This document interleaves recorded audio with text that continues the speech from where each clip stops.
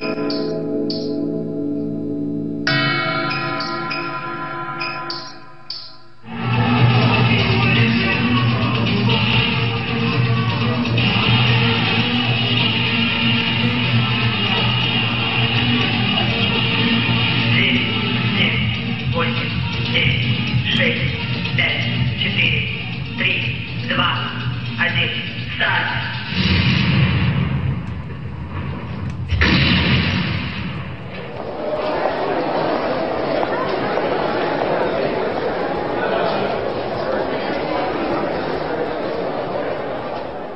era poporul român la 21 decembrie 89? La fel ca și acum? Nu, cum să zic, poporul român era suferind. Era fantastic de suferind, la fel ca și acum, dar în altă formă, numai că în clipa în care începuse această răsturnare, el avea o speranță teribilă. Cei care au ucis visul au fost cei mai mari criminali. Acum 20 de ani, revolta populară a fost măturată de regimul comunist. Suntem conduși de urmașul lui Ceaușescu. Cum vă simțiți? La fel. E o singură diferență. Eram tot aici și mi-a spus cineva, vezi că în fața teatrului este revoluție. Ceea ce mi s-a părut așa, o absurditate, cum să fie în fața teatrului revoluție și restul țării. Deci în spatele teatrului nu era revoluție. Portarul m-a trimis acasă și zis, vezi că în fața teatrului e revoluție. Și am văzut în fața teatrului și am văzut o imagine așa demnă de Peter Bruegel cel bătrân, adică pictură cu mai multe planuri. Pe centru, pe bulevard, erau oameni care manifestau, pe margine erau spectatori și scutieri tineri care erau speriați de tot fenomenul ăsta. Alții erau la plimbare, care erau curioși, unul mergea și cu câine, se uita. Dacă cineva ne-ar fi fotografiat din elicopter, ar fi fost o stratificare în toată chestia asta. Și eu am făcut imprudența să trec peste cel care plimba câine și să intru între spectatori. Și acolo se striga jos Ceaușescu și eu nu puteam să strig jos Ceaușescu pentru că tocmai ieșisem de o săptămână de la o ședință de partid. Și eram cusut interior așa, până când am auzit-o pe una în spate, jos Ceaușescu! Și atunci zic, nu se poate striga asta, zic, trebuie să strig și eu. Am strigat și eu, am văzut fețele alea speriate ale tinerilor scutieri. Și pe urmă am intrat în centru acolo, nu știam ce fac categoric, și am realizat cam în 6 ore că e lovitură de stat. Cam în 6 ore.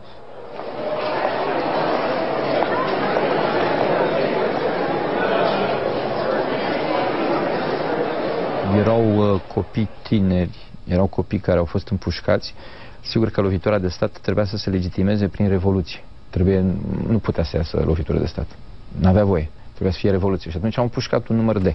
Da, dar în 21 decembrie oamenii care au ieșit în stradă au ieșit. Da, sărăcii credeau ca și eu am crezut. Ei. Da, asta este. Înfometați au ieșit, au fost mânați, au fost, cum să spun, duși în... era masa critică, ca să zicem așa. Dar ea a fost confiscată. Asta da. Nu, dar eu vorbesc de mecanismul care a fost. Da. Deci cine ne ascultă și sunt băieții care au lucrat, ei știu ce au făcut. Eu pe conștiință pe aia care sunt lângă Belu.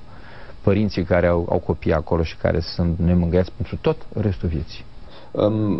Nu știam cum cad cei împușcați, că trăgeau cu trasoare soldații și pe semne că ceilalți împușcau prin buzunar sau foarte din aproape, cădeau pe lângă mine pe acolo. Și am văzut așa o categorie de tineri care vorbeau cuvintele astea care în viața mea nu au zis, de democrație, de chestii de genul ăsta, și eram în afară.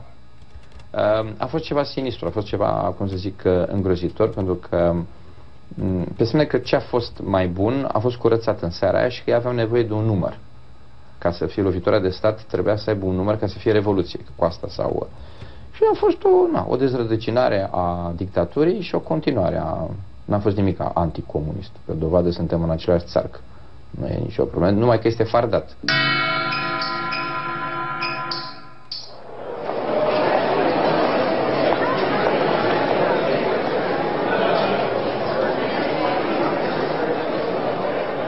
Se putea face altfel și în România, dar nu s-a vrut.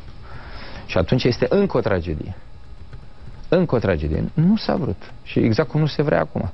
Până nu vor să ne toace Știți că cei care vor să distrugă România, m-am uitat, au răbdare. Nu se grăbesc. Dar ei nu știu un singur lucru, că Dumnezeu este și mai răbdător. Am părăsit o pușcărie, o închisoare gri, și am intrat într-o colivie aurită. Nu. Eu am zis că am ieșit de la grădina zoologică și am intrat în junglă. Înainte era ăla care dădea mâncare și acum în junglă ți-a dat drumul să alergi și te împușcă la liber. În pensii, în tineret, în idei, ești în junglă. Ce mai cumplit lucru, se pare că noi avem un proverb extraordinar. Să te ferească Dumnezeu de pasărea care iese din cușcă și ajunge în laț. E tragic. Suntem pasărea în laț. Da, pentru că atunci aveam conștiința cuștii, vedeam gratile.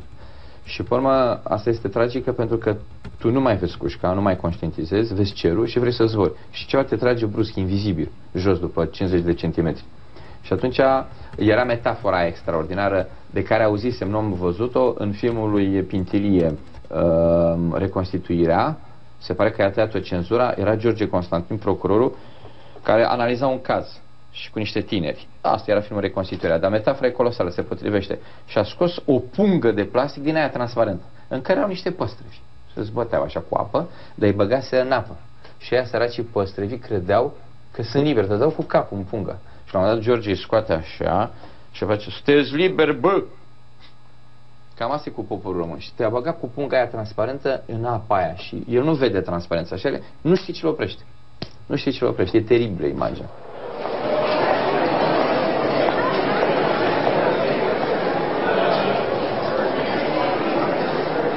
Și atunci eu mă mir că mai rezistăm. De exemplu, eu mă mir că după 50 de ani de criminalitate instituțională și 20 de ani de criminalitate la liber, 70 de ani, mă mir că mai existăm. Și spun foarte sincer, mă duc prin țară și mă întâlnesc cu enclave de popor român, înconjurate de o populație căsăpită. Autenticul în România, ca realitate, a fost marginalizat, a fost discreditat și s-a distrus apetența pentru autentic. De la un lucru autentic s-a făcut un dublaj enorm de impostură. De fapt s-a dat drumul la prostituție. Prostituție politică, prostituție artistică, socială, economică. Și atunci, într-un context de prostituție permanentă, lucrurile curate par insulare și nesemnificative. Deci prostituția care este în România de 20 de ani, bine cultivată în incubatorul ăsta, pe post de libertate, de fapt este libertinaj. Știți care e toată problema? Că sub masca diversității, și nu e democrație, domnule, este diversitate, ce mai bine a crescut impostura. Păi nu suntem egali. Cine a spus că suntem egali? Cu legea, cu asta, sigur că da, trebuie să crezi o egalitate. Dar nu suntem egali ca natură. Eu nu sunt egal de Ampuric cu Petrețuțe. Eu, dacă Petrețuțea spunea că dacă vrește de Brătianu trebuie să se ridice în picioare, eu trebuie să cad în genunchi. Adică este o ierarhie. Nu. Diversitatea asta creează, este mediul propice de distrugere a valorii. Dar nu e periculos să ai conștiința că nu ești egal tu cu altul din fața ta? De exemplu, eu am cunoscut un personaj, am filmat un personaj, un cioban, un bătrân, în munții Țibleșului, care atunci când au venit comuniștii a spus: domne, eu n-am fost de acord cu comunismul, că au zis că noi suntem toți egali. Eu nu pot să fiu egal cu un judecător, cu doctorul, imposibil. Am zis că nu se poate așa ceva. Și au dat 25 de ani. Pe ce bine avea în el așezat ierarhia. Conrad Lorenz, marele etolog, spune că ne naștem cu simțul ierarhic. Ne naștem, adică ești mândru când ai 5 ani și bunicul te mângâie pe frunte, că e bunicul. Este simțul ierarhiei. De aici și ideea de monarhie. Monarhia reproduce această ierarhie socială. Dacă te duci la părintele duhovnic și spui: uite, părinte, ce mi s-a întâmplat, am și eu pe suflet niște lucruri. Și tu spui cu tot suflet și până zici duhovnic: acum zi tu. Deci nu se poate decât dacă ești bolnav de nervi. E sifilitic. Și că avem un popor bolnav de nervi? Nu, el este nevrozat, el este patologizat, își mai păstrează săracul de el așa în taină normalitatea. De fapt, în România s-a făcut un atac asupra normalității prin dezbatere și prin dispută publică. Să luăm un exemplu. Un lucru care era normal, firesc, a devenit o problemă în România. Opera cea mai mare pe care a făcut-o cum să zic, au făcut-o acești securiști, deci nu securitatea statului. Securitatea statului poate să fie un aparat necesar. Orice stat are nevoie de securitate. Am zis că și în securitate poate să fie eroi. Eu vorbesc de delatori, de securiști, de vânzători, de nenorociți ăștia. Una dintre cele mai mari, cum să zic, opere care au făcut-o în 20 de ani, într-o înfrățire extraordinară cu cinismul european, un cinism de pirată de genul ăsta, e că ne-au tăiat toate zonele de refugiu. Nu știu dacă v-ați gândit vreodată la chestia asta. Deci a început o presiune extraordinară și românul trebuia să se refugieze undeva. Unde te refugiezi? În familie. Familia a fost distrusă, este discreditată ca celulă socială. În modelele culturale, toate au fost bombardate. Gândiți-vă numai ce a făcut asupra lui Eminescu, al lui Mircea Fulc. Mai nu am aflat de, cum să zic, scris de către, așa zis, un intelectual român, că Mircea Fulcănescu nu are operă. I-aș comunica că opera lui e la Aiud, când a zis să nu ne războnați. Această minte de tare a lui Goethe. Asupra lui noi, că asupra tuturor modelelor s-a tras, ca să nu mai de ce să te agăți.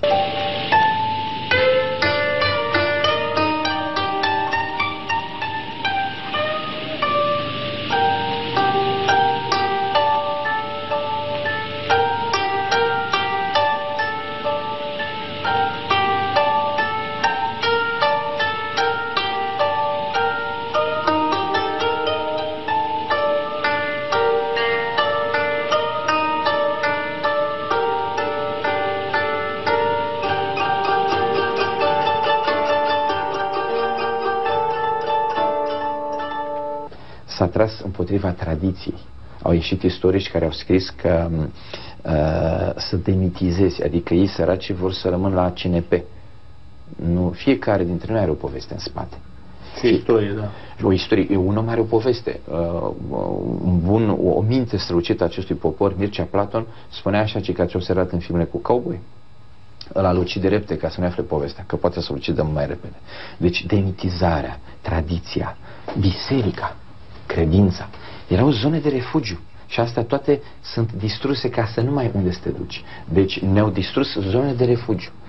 Paralel cu chestia asta a fost degradarea de tip economic. Adică în 20 de ani de zile noi am ajuns nu consumatori, cerșetori. Dar degradarea asta economică exista și la momentul decembrie 89. Acolo era ghetou care era supraviețuitor, dar care avea niște resurse. România. Dom'le, discutăm așa, ca potențial. Da. Ea în 2 ani de zile putea să fie Elveția. Datorile plătite și surplusul care a venit și nu asta. Dar nu era planul. Perfect. Nota 10. Planul nu era asta. Planul era ca noi să fim dependenți.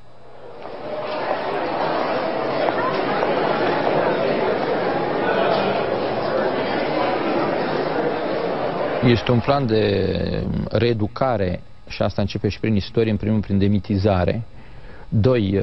Sunt istorici și poți să-i și chem în emisiune să întrebi, de exemplu, manualul de clasa 12 din 2007, manualul de istorie în care era scos Neagoe Basarab, Cantemir, Brâncoveanu. Să-i întrebi de ce i-a scos. Atât. E interesant ca studiu de antropologie să vedem ce spun. Nu i-au scos din prostie. Păi nu. Dar important este răspunsul lor, pentru că ăștia sunt vectori de infecție. Ești responsabil ca profesor să spui, nu? Dacă ești în Franța, vorbești de Vercingétorix. Sau în spațiul respectiv vorbești de Carol cel Mare, sau de Clovis, sau asta vorbești, nu? Vorbești de Napoleon, nu ți-e rușine. De ce i-au scos? De ce relativizează, de ce ocultează anumite lucruri, de ce... Că acolo vorbim de conștiința lor. Deci da, e un proces, este un proces de, cum să spun, de reeducare. Prin dezinformare, prin ocultare. Și asta trebuie văzut. Asta va da roade. Toate așezările în spirit și în cultură sunt latente. Pui acum și peste 10 ani e rodul. Sau catastrofa. Cum ni s-a distrus tot sistemul de educație. La noi în România s-au dat în stâlpi de rezistență. În sănătate, în educație și învățământ sunt două lucruri diferite. În cultură, în tradiție, în biserică. Deci stâlpi de rezistență. Același plan. Păi da, dacă iei directivele secrete ale KGB-ului 1947 pentru țările satelit, care acum au fost scoase la iveală, sunt identice. Se numește... Și dacă iei realitățile de până în 21 decembrie 89, sunt la fel. Da, da. Și din 47 sunt aceiași care au făcut același lucru, dar au alte mănuși. au alte forme. Nucleul este același. Au încercat să internaționalizeze prin comunism, n-au putut internaționalizeze prin globalizare. Se numește virus versatil. N-au putut ideologic sau... Nu pot să zicem că n-au putut. Au distrus cât au putut. A fost o etapă care trebuia consumată. Nu interesează că numai în Rusia au murit 40 de milioane. Omorți de ei. Este o altă etapă. Și etapa asta trebuie să ducă alte dezastre. Noi acum suntem înglodați în datorii până la stră-nepoți. Deci este o degenerare din timp de vedere economic, o degenerare din punct de vedere politic, înseamnă că noi nu mai discutăm ca stat suveran. Nici nu ați văzut că nu se mai folosește noțiunea de stat suveran? Nu. Nu mai, este scos. Această noțiune din diplomația internațională este scoasă. Sunt degenerări din astea multiple și sunt degenerări la nivel de antropologie, știți? Filogeneza repetă ontogeneza. Noi am fost loviți filogenetic prin emisiunile de la televiziune. Se fac mutații. În 20 de ani de zile, când ai văzut atâta mârlănime, atâta mitocănime, bine gestionat, adică nu e întâmplătoare. Atunci, cum să spun, hrana ta spirituală se transformă în furaj pentru găinile din Crevedia. Da, tocmai aici era, până la urmă, în comunism puteai să te retragi în tine însuți. Exact. Și aveai refugiu în literatură, într-o chestie subversivă. S-a îmbâxit, deci asta am spus, ascendentul omului în cușcă, vedea cușca. Și vedea cușca și spera într-o zi să iasă și avea conștiința cerului. Ăsta nu mai vede nimic. Ăsta are și sentimentul... Sau poate punea o perdea ca să nu mai vadă. Nu, aia... Visa.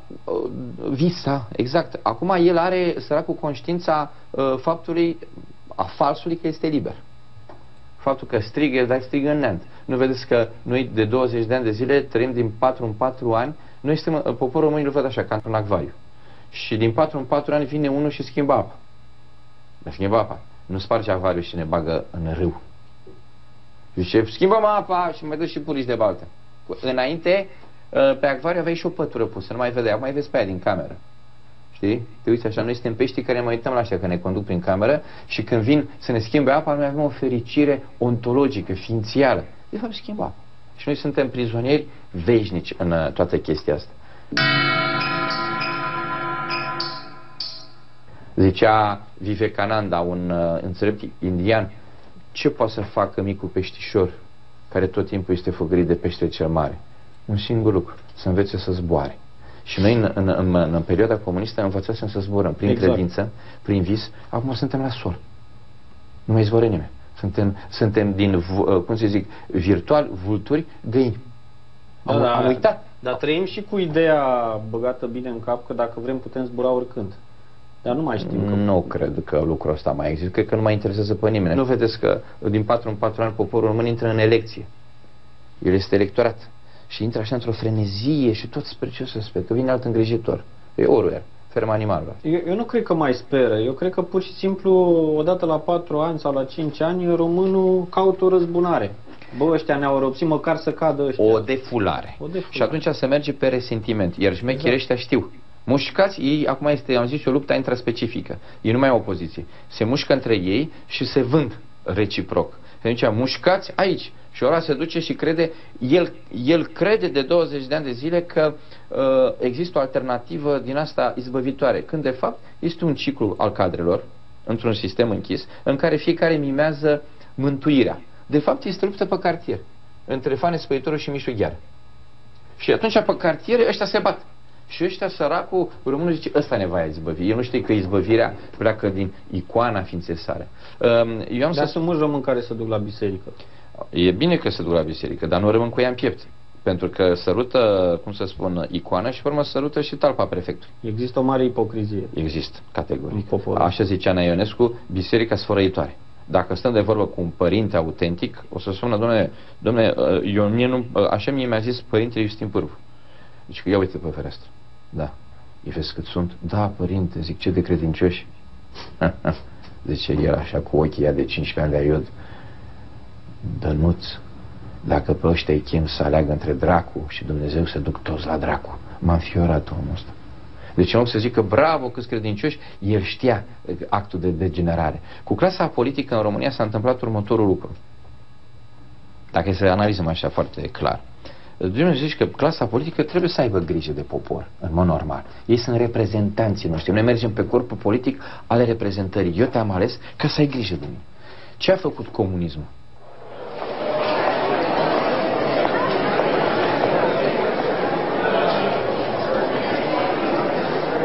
Comunismul a fost un fel de injecție care s-a făcut unui copil ca să facă nanism hipofizar, știi, să rămână atâta.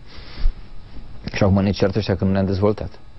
Nu ți se pare o obrăznicie să ți se pară să adere economic? Că noi trebuia să fim susținuți.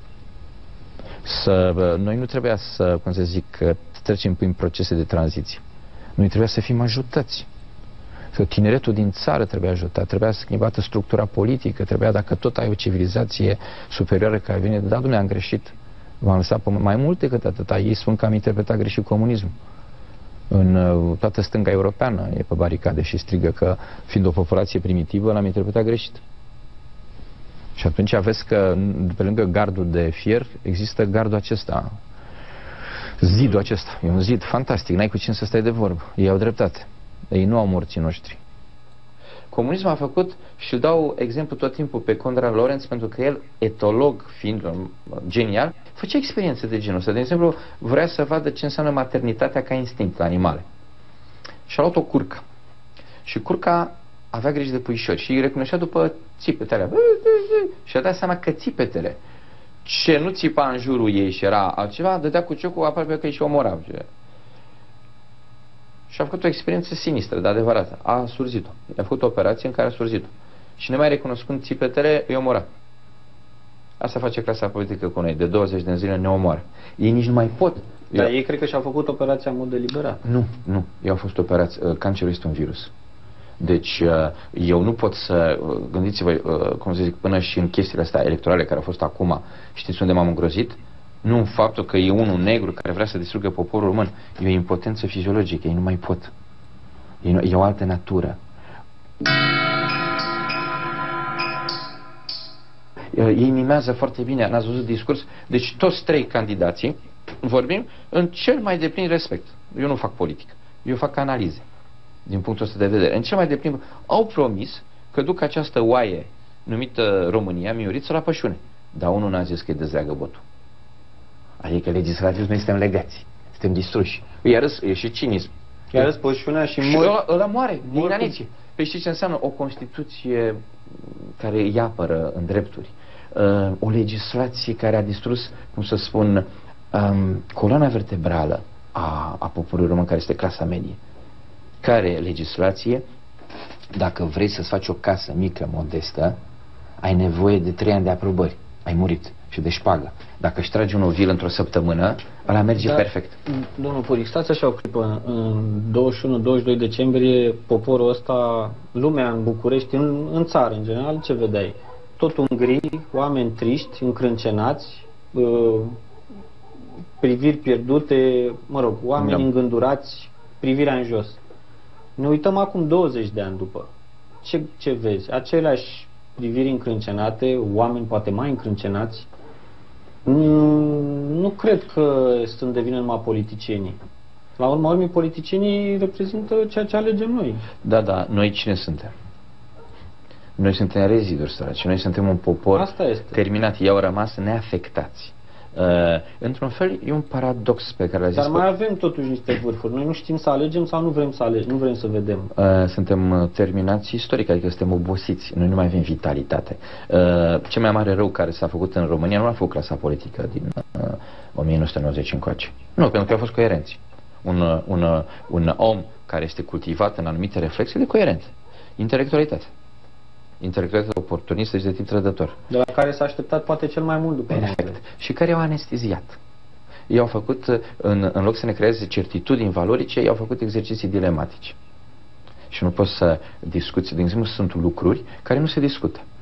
M-a sunat o fetiță de la Radio Trinitas, culmea, de la Radio Trinitas, și a zis: domnul Puric, nu vreți să discutăm despre învățământul ortodox din liceu? Zic nu.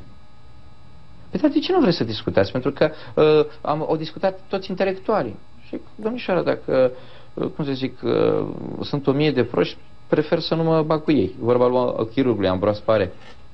decât să mă păcălesc cu mie de tâmpiți, prefer să am dreptate de unul singur. Dar de ce sunteți orgolios? Fiți ce chestii. Vreți să fiți așa unic? Nu, domnișoară, dar văd că nu mă înțelegeți.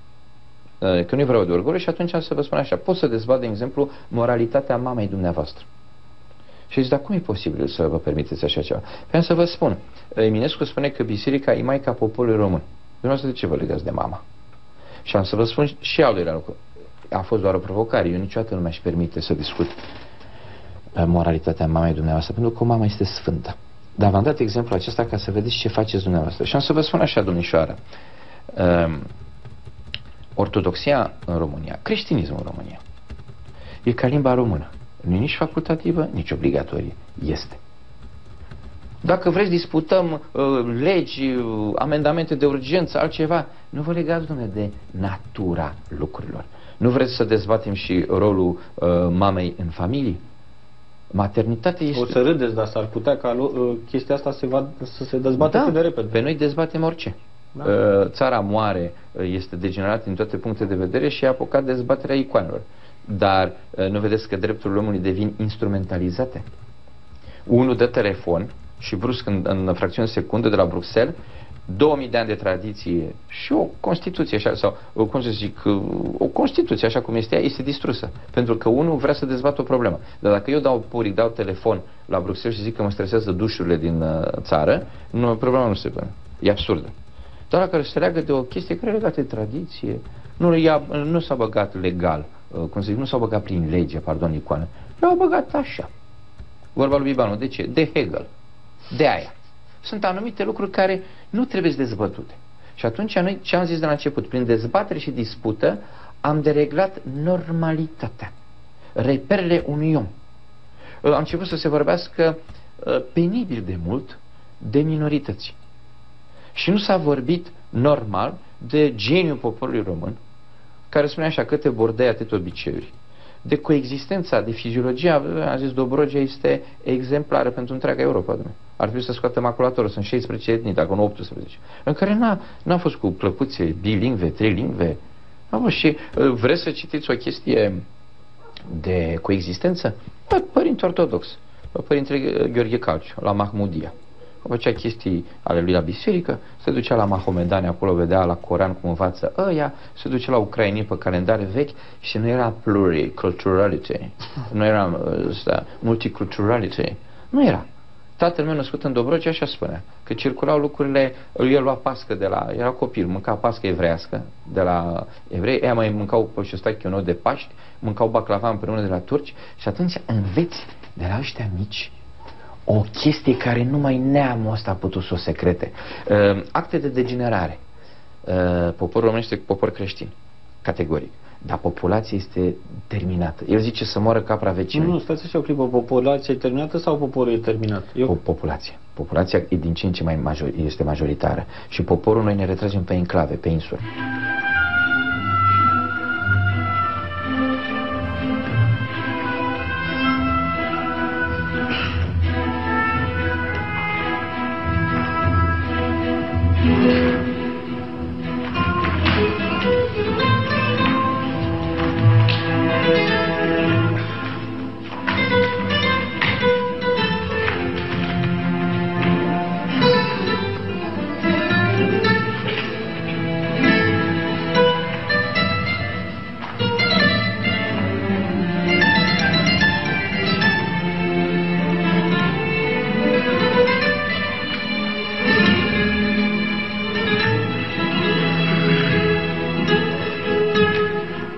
Vorbim de populație, dar nu trebuie să vorbim rejectând-o la toaletă, să ne dăm seama că oamenii ăștia și-au făcut parte din populație. Eu până în 1989 n-am știut că a existat Aiudul, Piteștiul, n-am știut. Eram o populație.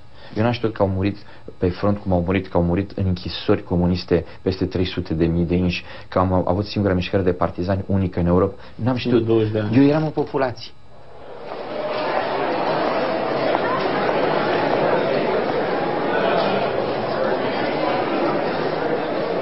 Eu stau să mă întreb, nu logic, ci ființial,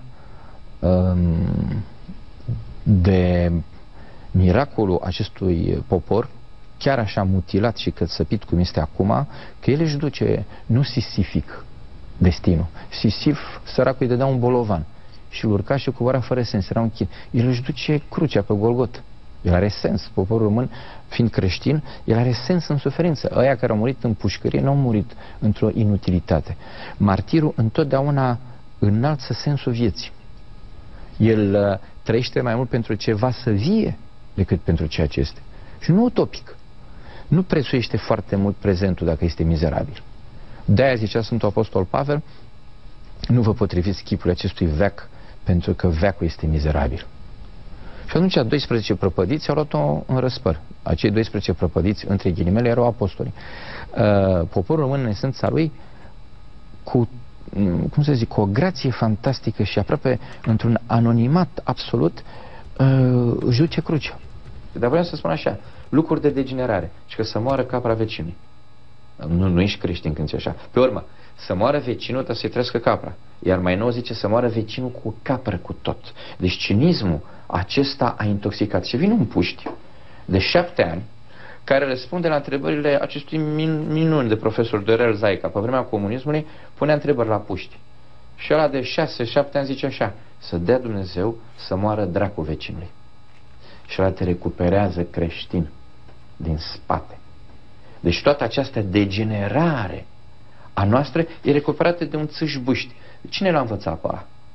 Pe ăla de 6 ani. Îmi vine să zic ca Tolstoi. Ce m-a învățat specia pe mine? Pe mine specia m-a învățat. Venea de sus, nu l-a învățat nimeni. Exact. Și asta, intuiția asta zice și Tolstoi. Pe mine specia m-a învățat să încalc semen în picioare. Dar învățătura aia care vine de sus zice să am grijă de el. Eu disting populația exact amărâtă, tristă, distrusă, pe care ăștia intelectualii o fac din ce în ce mai mizerabil, o insultă. Eram la Rosetti astă vară și o femeie face un puseu de tensiune și cade pe stradă. Și această populație mizeră, distrusă, face un stop și se oprește și toți am început să o ridicăm, dar n-am să uit niciodată tensiunea cu care încercam pe această femeie să o punem pe picioare. Unul mobil, altul a fugit să aducă apă. Era acolo poate coeficientul nedemolat al milei românești. Extraordinar. Unul i-a pus mâna pe telefon, altul m-a întrebat numărul copilului, i-a dat telefonul, la un moment dat vedeam o inimă care aleargă, dar era o inimă. Mergea inima și pe urmă, el era fiusul care venea. Și m-am uitat așa la comuniunea de tip creștin care a ținut până i-a sativat și am devenit cetățeni mizerabili. Și atunci, din insule de genul acesta, e temperatura fundamentală a creștinismului care a mai rămas în noi. Ați avut noroc. Putea să nu se întâmple nimic din toate acestea. Putea să treacă toată lumea pe lângă ea. Nu, n-am avut noroc. Am avut noroc cu toți. Încă nu mai trece. Dacă este o inundație, ați văzut că toți amărâții ăștia care suntem, dă la un ciorap, poporul român nu coagulează în jurul ideologiilor, ci în jurul stării de spirit. Dă-i poporul acesta o stare de spirit și într-o noapte are geniul regenerării. Dar ăștia nu dau stare de spirit.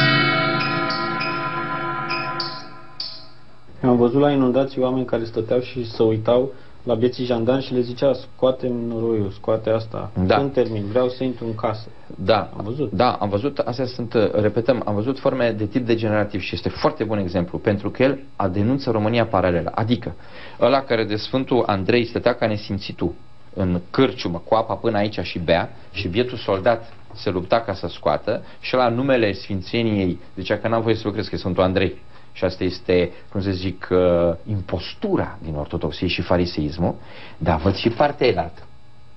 Când casele erau astupate până la acoperiș cu apă, pe acoperiș stăteau familii întregi și armata a fost retrasă din ordinul unui prefect din asta cu creierașul cât o găină, că început era să dau un citat, să se întunericească. Și a zis că dacă s-a întunericit, noi am retras armata. Și a venit unul cu bărcuța lui, cu motor, și toată noaptea cu lanternă i-a salvat pe aia. Ăla e poporul român. Deci trebuie să alegem și să punctăm. Noi nu ne salvăm de comunism într-o conferință și studii asupra totalitarismului, ci numai prin atitudine.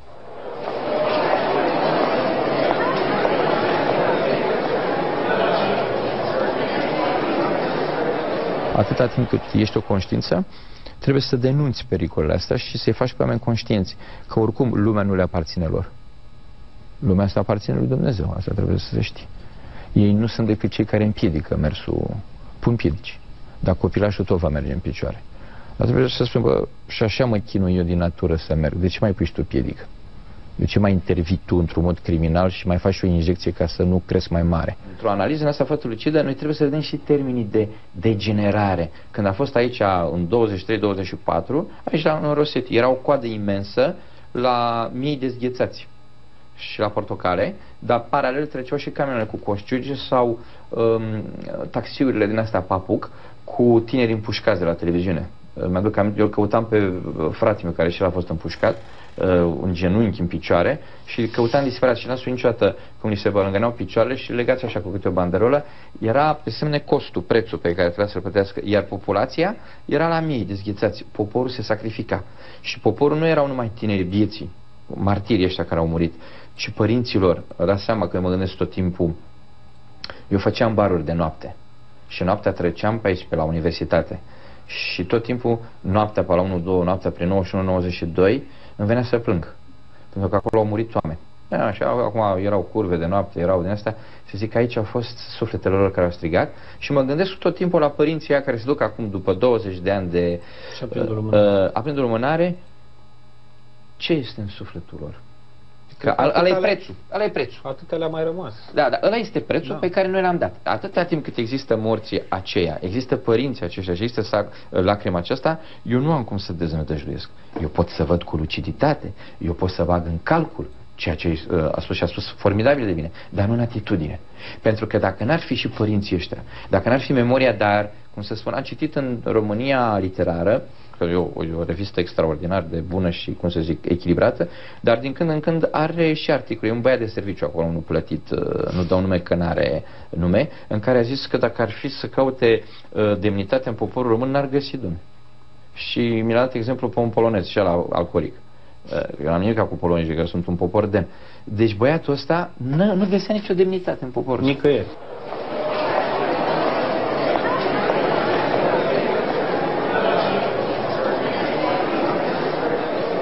Există o modă în ultima vreme de a culpabiliza la maximum acest popor. Ceaușescu a fost un efect. Cauza este alta. Nimeni nu discută despre cauză. Cauza pleacă de la un bilețel, un șervețel, dat la Ialta, scris cu stilou de către Churchill, dat lui Stalin. Eu am văzut o fotografie a lui în care se spunea așa: România 90% URSS, 10% aliați, Grecia era invers, și pe bilețelul ăla intrau 60 de milioane de oameni total nevinovați în absorția ghetoului comunist. A fost o vânzare. Spun lucrul acesta, sigur, neresentimentar, dar trebuie ca să analizăm cauza. Am fost dați un experiment. Noi între 45 și 47 am plătit de 3 ori datoria de război. Problema se pune așa: nu noi am declanșat război mondial, că nici nu puteam. Am fost tractați într-un flagel îngrozitor. N-aveam altă șansă. 2. Învinși, așa cum am fost, cu toate că la un moment dat a trebuit să oscilăm să trecem de partea cealaltă, ne-am plătit datoriile. Și 3. Dacă ne-am plătit datoriile, de ce am fost puși și sacrificați într-un experiment care se pare că e cel mai criminal din istoria omenirii? Și 4. De ce România a fost aleasă din tot lagărul socialist ca experimentul cel mai îngrozitor, mă refer la tortură psihică și fizică, să se facă pe acest teritoriu? Nimeni nu-și cere iertare dintre forțele europene care au făcut lucrul acesta. E cazul să-și ceară iertare. Este cazul să-și ceară iertare nu numai pentru România, pentru toate popoarele, dar inclusiv pentru România. Războiul nu presupune așa ceva. Tatăl meu îi aștepta pe americani. Au fost generații care au așteptat pe americani și știu că am fost foarte trist când tatăl meu a murit și americanii n-au venit la mormântarea lui. Am avut o tristețe fantastică, copleșitoare, cât i-a așteptat el pe americani. Vedeți șmecheria? Accentul care se pune de oportuniști ăștia intelectuali, de unde fie și specia asta, Dumnezeu să mă ierte, nu știu, de trădători, în care, cum să spun, pun accentul critic și excesiv critic pe cozile de topor. Da, au fost. Eu am mai spus, a fost sovieticul ăla care a zis așa când a intrat aici cu trupa: N-avem noi atâtea topoare câte cozi de topor aveți dumneavoastră în țară. Și eu îi spun după 60 de ani că n-au ei atâtea mănăstiri în Rusia cât sfinți am dat noi. Depinde pe ce pui accentul. Pui accentul, cum să zic, pe cei care l-au trădat pe Hristos sau pe Hristos? Pe aia care a dat cu piatra sau pe el care nici măcar nu a blestemat? Eu pun accent pe cei care mi-au murit în pușcării, cu fruntea înainte și cu inima spre Dumnezeu, care nu s-au dezis, care au ieșit din pușcării și au trăit și unii sunt până astăzi, 85 de ani, 90 de ani și care merg așa pensionari, tot 6 milioane au. Torționarii lor care au 80 de milioane. Și atunci este o cruce continuă. Am sentimentul că poporul român trăiește în agonie până la sfârșit, cum a zis Blaise Pascal de Iisus Hristos. A zis o chestie extraordinară Blaise Pascal, această minte minunată. A zis că Hristos va fi în agonie până la sfârșitul lumii. Așa și poporul român. N-a zis populația, poporul român e în agonie. Pentru mine o parte a murit în pușcării, pe dacă citiți numai faptul... Cine erau? Erau tineri. Dar pentru cine a murit Mircea Vulcănescu? L-ați dat exemplu. Pentru intelectualul ăsta care a zis că n-are operă. Un om care a gândit excepțional și a scris Omul românesc. Știți de unde este mormântul lui? Între porci cu sârme și, cum să zic, gunoaie, pe o vale a robilor am văzut o cruce de nefă. Cred că e Mircea Vulcănescu, care și aia se pare că pe acolo a fost îngropat. E îngropat la suprafață ca să mănânce porcii. Știți? Dar știți ce mai îngrozitor? La Cernăuți am cunoscut un bătrân care mi-a povestit cum au încercat să treacă granița când au venit sovietici și au ocupat Bucovina de Nord. Au fost prinși la Fântâna Albă, măcelăriți, iar, mă rog, unii dintre ei arestați. El, fiind copil, a fost arestat împreună cu taică-su și a asistat la execuția lui taică-su. Și l-am întrebat la sfârșit, pe ce a povestit, cum restul familiei a murit în Siberia și cum a murit în Siberia și tot ce s-a întâmplat, cum a murit de foame, cum acte de canibalism, cum erau lăsați morții pentru că nu puteau să sape în pământ la minus 40 de grade. Și l-am întrebat, vă simțiți trădat? Și mi-a zis, da, mă simt, m-am simțit și mă simt. Și omul acela am aflat că de curând că s-a prăpădit și el și a murit trădat. Și pe noi nu ne interesează. Pentru ce trădarea față de un om simplu? Mircea Vulcănescu, să spunem că a fost un vârf. Când scrii mare pe o revistă de literatură, Constantin Noica, informator al securității, și în tot articolul spui că nu e adevărat. Acest om care, dacă nu xerocopia manuscrisul lui Eminescu, se făcea totul praf, a avut grijă de cultură, adică ei au început de construcția critică, așa zic. Sunt două imagini. Imaginea de tip schizofrenic comunistă, în care noi eram buricul pământului, naționalismul comunist, care te sfincteriza așa regional, eram de țăvnoșenie și nu exista nimic în afară decât aceasta, și care era, cum să zic, schizofrenică. Românul nu. Ați văzut vreun român care face așa? Niciodată. Noi avem o anumită timiditate, o anumită pudoare, o anumită decență. Suntem întrearmați duhovnicește excepțional. Românul n-are tupeu. Românul îndrăznește la mărăsești, că își apără țara, de n-are tupeu. Românul autentic vorbim. Nu vorbim de cel degenerat care fură, care... Deci, uite ce vorbește Dan Puri de chestia. Dar care e proporția? Proporția este covârșitoare. Dar să vă spun următorul lucru. Deci, convârșitoare în ce sens? În sensul de degenerare. De degenerare. Dar am să vă spun următoarea chestie. Această imagine de tip schizofrenic cum e la țigări. Tutunul dăunează grav sănătății. Pe dacă dăunează grav sănătății, de ce mai fumezi, mă, nenorocitul? Bun. Asta era imagine de tip comunist și pe desubt zicea, doamne, există o fibră nepoluată. Noi nu suntem ăștia. Vii după 1989 și afli că nu ești buricul pământului, ci ești lepra Europei. Un gunoi social. Un care n-ai tradiții, nu ai nimica. Și poporul român e așa. Doamne, cine sunt? De asta am scris cartea, cine suntem, dar fără semnul întrebării. Și face așa. Între două imagini. Știți că cel care a avut imaginea cea mai distrusă de pe suprafața pământului a fost Hristos. Slava lui, slava, deci l-au scuipat, l-au bătut, ăia care cu 24 de ore ziceau Osana și au fost hainele și acum l-au ales pe Barabas. Din cioburile alea de imagine s-a născut icoana la care noi ne rugăm. Foarte interesant. Deci noi nu avem nevoie de imagini. Imaginile amândouă sunt false. Imaginea este un construct artificial, pervers, care aparține de o cosmetică politică.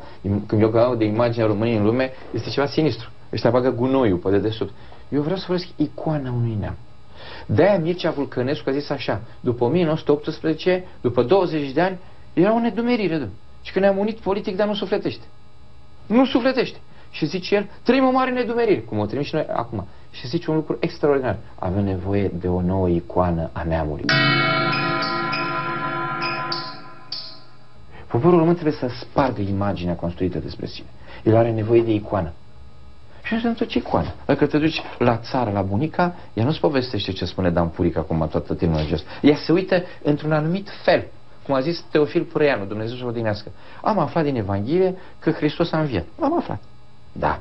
Dacă mi-a zis mie mama, Hristos a înviat și s-a uitat la mine, pe a înviat. A înviat. Dacă facem o comparație politicienii de la 1918 cu politicienii de azi, comparați brătienii de atunci cu... De ce să ne liniștem mormintele? Păi da, s-a spus țin înainte, a fi liberal, a fi conservator. Jurnaliștii de atunci cu... Eminescu de atunci cu cine vreți de acum? Cine vă pune să faceți asemenea comparație? E alt popor. Acum ei săraci și-au luat nume. Deci ce pot să zic? În schimb Puric, Dumnezeu, sunt Puric, nu sunt Ștefan cel Mare. De mâine sunt Ștefan Puric. Așa sunt și ăștia. Era dinică, Dumnezeu să-l odihnească, avea geni, uite în cabina asta. Și a venit puștul meu, avea vreo 6 ani și a zis, cum te cheamă, mă? Zic, Octavian. Da, e nume de împărat, dacă îmi zici Puric, cade steagul. Este extraordinar. Zici, Dumnezeu, sunt Puric, în toate datele. Dar eu îmi cunosc limitele. De asta am spus la începutul interviului că eu am respect. Dacă maestrul meu, Demrea Durescu, iese din groapă, eu cad în genunchi și sărut mâna și este maestrul meu. De asta zic că în fața lui Constantin Noica eu îngenunchez. În fața lui Petrețuțe. Dar și Petrețuțea m-a învățat că el când vorbește de Brătianu se ridică în picioare. Noi păstrăm ierarhiile astea. Eu nu pot, cum să spun, sunt normale, da. Sunt absolut normale. Și atunci, cum să spun, i-au distrus această normalitate. Trebuie să vedem care sunt, cum să zic, formele atipice de dăinuire. De fapt, sunt tumori. Sunt tumori. Și noi căutăm acum celulele sănătoase. Nu ne mai ocupăm de tumoră, care trebuie extirpat. Asta e situația acum.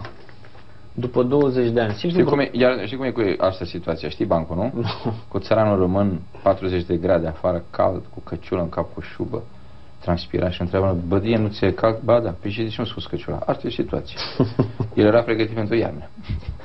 E un fatalism. Da, e un fatalism.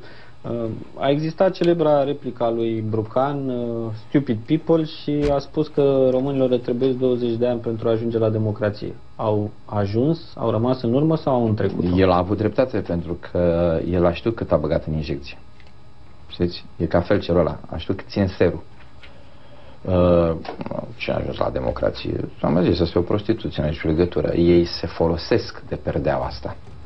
De desubt este o oligarhie care, cum să zic, își face de cap. Ceea ce numim în termeni, așa cum în Anglia se numește statul de dacă, la noi numim statul mafiot. Statul de tip mafiot care folosește termeni. Ea, cum să zic, se deghizează. De asta am zis de virus versatil. Și omul frumos unde mai este atunci? Păi omul frumos este în insule de genul ăsta, cum a fost atunci cu femeia aceea care a căzut pe stradă. El răsare instantaneu și te surprinde. Și cine nu se câștige? Cine a creat omul?